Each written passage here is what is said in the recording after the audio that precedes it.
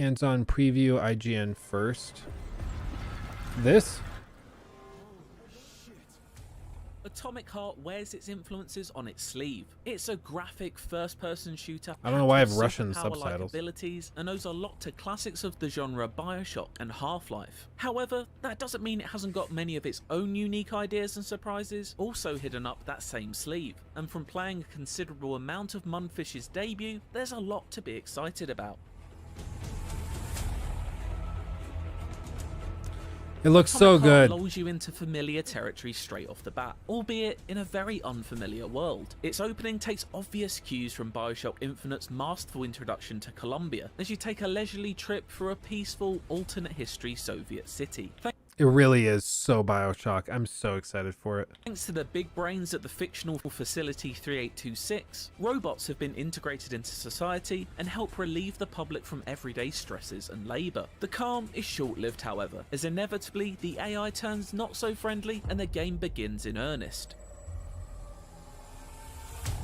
From there, I've jumped around to several different points in Atomic Heart to get a proper feel of what it has to offer, consistently being surprised by what came next. It's not the straight-up corridor shooter some may envisage, nor a sprawling open world full of nooks to explore, or a puzzle-filled brain teaser. It's all of those things, and more. The scope of Atomic Heart is impressive, as you'll make your way through its many distinct and large sci-fi complexes over the course of its 20-hour plus campaign. Atomic Heart's closest analogue structurally would likely be Halo Infinite, an open world littered with mobs of enemies and linear story dungeons to dip in and out of. I'm down for that though. I thought Halo Infinite's design and like structure was actually very, very cool. These dungeons are where the majority of main missions lie and comprise of learning more about the facility, the people behind it, and what exactly has gone wrong there. You battle through sections patrolled by rogue AI units before more often than not facing off against a challenging boss. Atomic Heart isn't reinventing the wheel in this regard, but definitely adds its own flair into the mix. Greetings, comrades, and welcome to the All-Soviet Exhibition Center! What the fuck are you babbling on about? One of the first things that struck me about Atomic Heart is its thoroughly distinctive art style. It's a gorgeous game packed with lush forests, eye-catching architecture, and all manner of bonkers-looking machinery. It's noticeably vast, endlessly creative, and frankly hard to take in all at once as you drive, zipline, swim, and more often than not, run away from killer robots. I do think it does bear some resemblance to Far Cry. Don't be mad at me. Don't hate me. But I do think there's a reason that this guy is not saying he's not saying Far Cry. He's saying like BioShock, you know, because people have generally positive opinions of BioShock. People, when you hear like Far Cry, people are like, oh, it's like a crappy open world. But just that bit of like the zip line from the tower, that reminded me so much of Far Cry. Creative and frankly hard to take in all at once as you drive, zipline, like that right there. That just screamed Far Cry to me. Swim, and more often than not, run away from killer robots. These robots are each a visual delight to take in, but rarely are you ever given the opportunity to do so, as razor blades, electric pulses, and flying kicks are hurled at you with frightening regularity.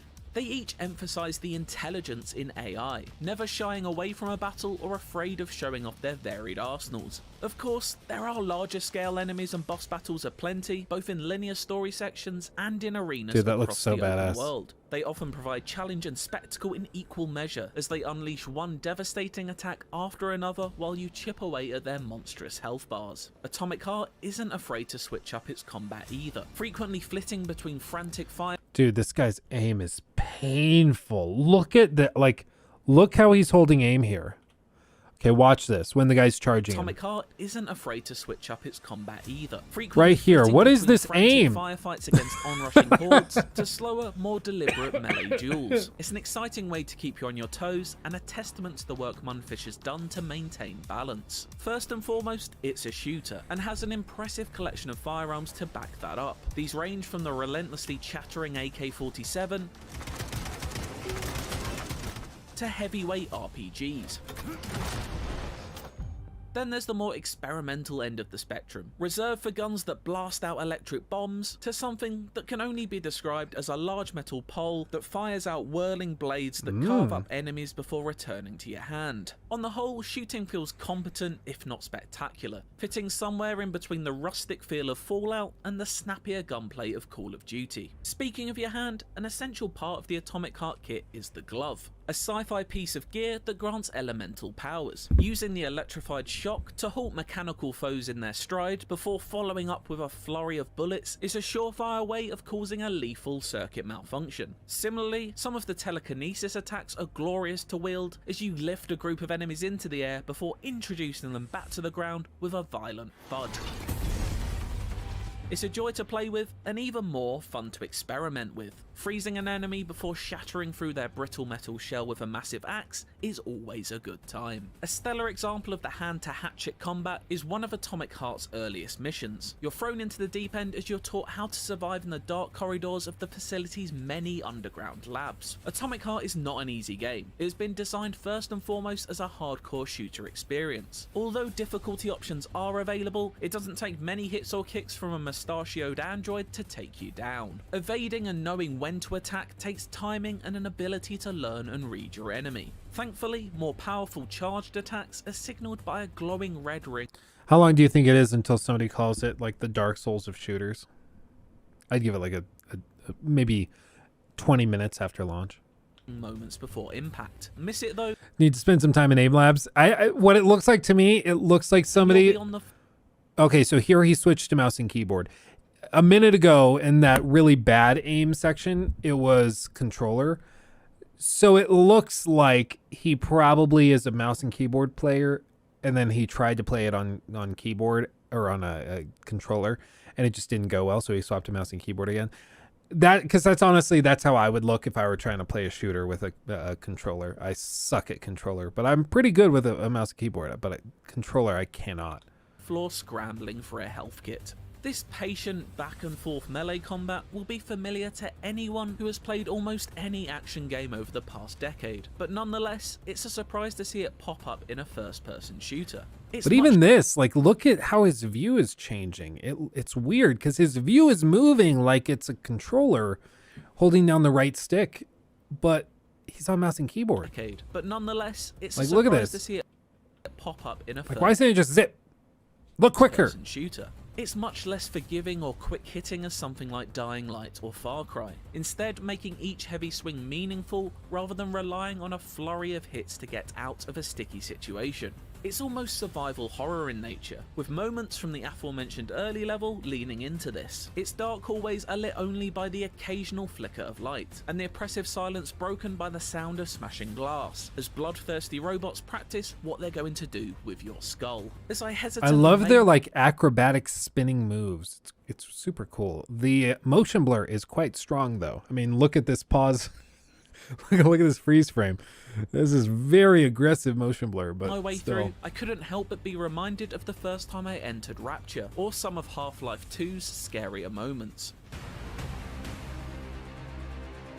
Another Valve game Atomic Heart draws influence from is Portal. Not from any of its robot designs, but the surprising revelation that puzzles play such a considerable part. Test sites are puzzle boxes lasting anywhere from 15 minutes to an hour to complete. They're essentially abandoned lab facilities requiring you to put combat skills through a cerebral exam. For example, use your glove's shock ability to magnetize nodes, which in turn move platforms to help you on your way. The puzzles I've tried haven't been the most challenging, but provide a welcome change of pace nonetheless, and come with the added bonus of granting valuable upgrades upon completion. Weapons and abilities can be modified and upgraded throughout, a process that's essential in taking down the many threats. Robots are controlled by a central AI that is always on the lookout for you. Ways of combating its glare include avoiding its cameras, either by disabling them or making the glove perform its best gravity gun impression to hurl objects as a distraction. Make a wrong move and you'll quickly find yourself overcome by enemies as the facility sends them out straight from the production line to attack.